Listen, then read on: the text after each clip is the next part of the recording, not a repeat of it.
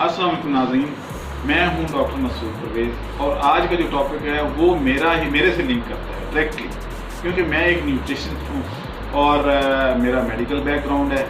تو اس لیے لوگ میرے سے اکثر سوال کرتے ہیں کہ ڈاکٹر صاحب آپ یہ بتائیں کہ شوگر کو کیسے کنٹرول کریں، کیونکہ آج کل ہر تیسرا بندہ جو ہے وہ اس موذی مرض میں مبتلا ہے. تو لوگ میرے سے کویشچن کرتے ہیں، اور کیونکہ ڈاکٹرز یہ سبجیکٹ پڑھ کے نہیں آتے، نیوٹریشن ان کا سبجیکٹ نہیں ہے، اس لیے علیحدہ سے ایک سبجیکٹ ہے، اس میں علیحدہ سے اسپیشلائزیشن ہوتی ہے. اور اب تو بلکہ یہ ہے کہ ایک پراپر بیچلر ڈگری جو 4 سالہ ہے وہ آفر کی جا رہی ہے مختلف یونیورسٹیوں سے، جیسے لاہور یونیورسٹی ہے، یہ اس طرح کی. تو لیکن جب ہم نے پڑھا تو اس وقت یہ یونیورسٹی آف ایگریکلچر میں پڑھائی جاتا تھا، اور پنجاب میڈیکل کالج کے اور دوسرے ڈاکٹر جو ہیں وہ نیوٹریشن میں ڈگری لینے کے لیے ایگریکلچر یونیورسٹی میں آیا تھا. اب اپنے ٹاپک پہ آتے ہیں کہ یہ جو شوگر کو ہم خوراک کے ذریعے کیسے کنٹرول کریں. اس کی جو ہے میں آپ کو کنسیپٹ سمجھا دیتا ہوں آپ کو، بلکہ آپ یوں سمجھیں کہ آپ کو ڈاکٹر بنا دیتا ہوں. اس میں یہ ہے کہ آپ کو بیسک نالج جب آ جائے گا تو پھر آپ کو ہر چیز کے بارے میں سیکھنا آسان ہو جائے گا، پڑھنا آسان ہو جائے گا. اس میں ایک ہی سائنس انوالو ہے، وہ یہ ہے کہ جو گلوکوز کنٹینٹس ہیں یا کاربوہائیڈریٹس ہیں ان کو ریڈیوس کر کے ہم شوگر کو کنٹرول کر سکتے ہیں. ایک طریقہ تو یہ ہے. دوسرا ہے کہ ہم گلوکوفیج جیسے ہے اس طرح کے جو ہیں وہ دوائیاں استعمال کریں. اور تیسرا جو ہے وہ انسولین آ جاتی ہے. تو انسولین جو ہے وہ لاسٹ آپشن ہے. شروع میں ہم اس کو ڈائٹ کے ذریعے کنٹرول کر سکتے ہیں.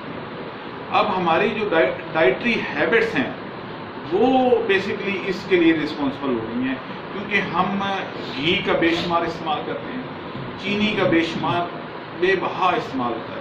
یعنی جتنی مٹھائی کی دکانیں پاکستان اور انڈیا میں ہیں پوری دنیا میں اتنی نہیں ہوگی. اگر ان دونوں ملکوں کی مٹھائی اکٹھی کر لی جائے تو باقی پوری دنیا اتنی مٹھائی نہیں کھاتی جتنا انڈیا اور پاکستان کے لوگ کھا جاتے ہیں.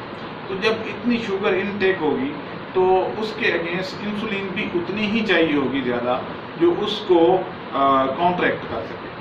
اب یہ ہے کہ ہم لوگ مٹھائی جب بچپن میں ہی اتنے میٹھا کھلا دیا جاتا ہے کہ آپ کا جو پینکریاز ہے اس کو اوور ورک کرنا پڑتا ہے.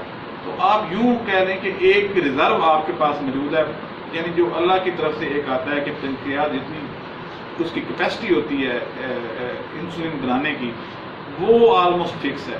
یعنی اگر آپ زیادہ استعمال کر لیں گے تو جلدی شوگر ہو جائے گی، اور اگر آپ آہستہ آہستہ استعمال کریں گے تو وہ زیادہ عرصے کے لیے کام کرے گی. تو ایک تو یہ وجہ ہے. اب آتے ہیں کہ ہم ٹاپک پہ کہ اس کو کنٹرول کیسے کریں. جو لوگ سبزیاں کھاتے ہیں یا خاص طور پہ پالک ساگ کھاتے ہیں تو یا چوکر کا استعمال ہوگا، یا جیسے لوگ کہتے ہیں کہ ستو بڑے ٹھنڈے ہوتے ہیں. ستو اس لیے ٹھنڈے ہوتے ہیں کہ اس میں انرجی کنٹینٹس ہوتے ہی نہیں ہیں، وہ ہم ڈائجسٹ ہی نہیں کر پاتے. سیم جو ہے وہ طریقہ کار ان کا ہے پالک کا اور ساگ کا. ساگ اور پالک میں موجود سیلولوز کو ہم ڈائجسٹ ہی نہیں کر سکتے. بیسکلی جانور اس کو ڈائجسٹ کرتے ہیں، ان کے اندر ایک انزائم ہوتا ہے سیلولیز. سیلولیز انزائم جو ہے وہ سیلولوز کو گلوکوز میں کنورٹ کر سکتا ہے، اور ان کے لیے اس میں اٹریکشن ہوتی ہے اینیملس کے لیے. وہ آپ دیکھیں کہ چارہ جو کھا رہے ہوتے ہیں اس میں کلوروفل ہوتی ہے. کلوروفل جو ہے وہ بیسکلی ایک انرجی سورس ہے جو سیلولیز کی موجودگی میں گلوکوز میں کنورٹ ہو جاتا ہے. اب یہاں پہ ایک دلچسپ بات آپ کو سمجھا دوں کہ آپ نے دیکھا ہوگا کہ اگر آپ نے کاٹن کا سوٹ پہنا ہوا ہے اور آپ دیہات سے تعلق رکھتے ہیں، پیور کاٹن کا سوٹ اگر ہوگا تو وہ بکری اس پہ چپٹتی ہے، اس کو کھاتی ہے. بیسکلی کاٹن 100% سیلولوز ہے. اب سیلولوز ان کو اٹریکٹ اس لیے کرتا ہے کہ ان کو یہ میٹھا نظر آتا ہے کہ یہ چینی ہے، وہ اس سے گلوکوز حاصل کر سکتے ہیں، اس لیے وہ آپ کے کپڑے کو کھاتے ہیں. تو اسی طریقے اب انسان کاٹن نہیں کھا سکتا، نہ ہی اس کو ڈائجسٹ کر سکتا ہے. اب یہ ہے کہ جو ساگ اور پالک ہے اس میں سے 99.9% چیزیں جو ہیں انرجی وہ ویسٹ میں چلی جاتی ہے، کیونکہ وہ فائبر پہ بیسڈ ہے یا سیلولوز پہ بیسڈ ہے. تو وہ ہمارے باڈی کو سپورٹ نہیں کرتے. آپ جتنا کھاتے ہیں اتنا ہی نکال دیتے ہیں. اس میں سے جو 0.1% آپ ڈائجسٹ کرتے ہیں وہ منرلز ہیں یا آپ کے वाइटामिन्स हैं, तो इनको आप डाइजेस्ट करते हैं, एनर्जी आप वहाँ से नहीं ले सकते। तो इसी तरीके से यही हाल सलाद का है और यही हाल चौकर का है। तो जब आप ये चीज़ें अपनी खुराक में ज़्यादा करेंगे तो एनर्जी कम प्रोड्यूस होगी, ग्लूकोज कम निकलेगा, तो उस सूरत में इंसुलिन की ज़रूरत कम पड़ेगी और आपकी शुगर लेवल नीचे रहेगा। अब यहाँ पे एक और चीज़ भी मैं आपको बता दूँ कि ये जो गर्म ठंडे का कंसेप्ट है वो भी इसी पे बेस्ड करता है। इसमें से एनर्जी कम निकलेगी उसको हम ठंडा कहेंगे, और जिसमें से एनर्जी ज़्यादा निकलती है उसको हम गर्म कहते हैं। अब एनर्जी जो है वो भूख से कंसर्न होती है, यानी अगर आपको भूख लग रही है तो इस मीन कि आपके ब्लड का जो ग्लूकोज लेवल है वो नीचे आ रहा है, तो आपको भूख लगती है और आप दोबारा खाते हैं तो ग्लूकोज लेवल अप हो जाता है, और जब आप उतना खा लेते हैं तो उससे ग्लूकोज जो है वो ब्लड में चला जाता है और वो भूख को ख़त्म कर देता है। यहाँ पे आहिस्ता आहिस्ता खाने का जो एक सुन्नत है वो भी बड़ी इफ़ेक्टिव है।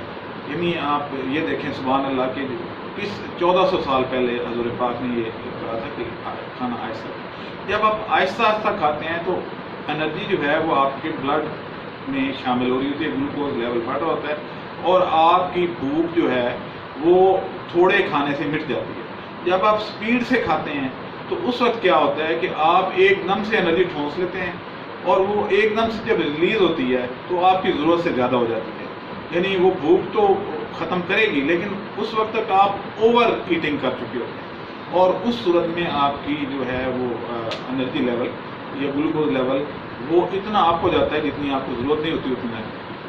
अब यहाँ पे जो है एक और चीज़ भी मैं आपको बता दूँ कि जो गंदम का आटा है ये जल्दी एनर्जी पैदा करता है, चावल उससे भी जल्दी, लेकिन मकई के आटे में एनर्जी तो बराबर है तकरीबन, लेकिन मकई का आटा खाने से ये कम्प्लेक्स कार्बोहाइड्रेट्स हैं, ये पहले टूटती हैं उसके बाद इसमें से जाके एक अगले स्टेप में आके तो इससे ग्लूकोज रिलीज होता है। तो इस सूरत में क्या होता है कि ये आहिस्ता आहिस्ता एनर्जी देती उतनी है लेकिन आहिस्ता आहिस्ता, तो आपकी बॉडी क्योंकि चल रही है, एक जैसे कि गाड़ी स्टार्ट होती है और इंजन चल रहा होता है तो पेट्रोल तो लग रहा होता है, तो लेकिन थोड़ा लग रहा होता है खड़ी गाड़ी का, तो आप अगर बैठे हुए भी हैं तो ये एनर्जी आहिस्ता आहिस्ता देगी उतनी आप जला रहे होते हैं। तो इस तरीके से शुगर इससे मकई के आटे से कम जो है बढ़ती है और आपको ज़्यादा देर सपोर्ट करती है ये एनर्जी। तो आज का टॉपिक मेरे ख्याल में काफ़ी है इतना। अगर आपको इस सिलसिले में मेरे से कोई इंफॉर्मेशन चाहिए हो तो मुझे नंबर दिया गया है, आप मेरे से रब्ता कर सकते हैं। अब मुझे इजाज़त दें, लेकिन इस चैनल को ज़रूर सब्सक्राइब कर लें क्योंकि मेरी जो है हौसला अफजाई के लिए ज़रूरी है। अब मुझे इजाज़त दें, अल्लाह हाफ़िज़।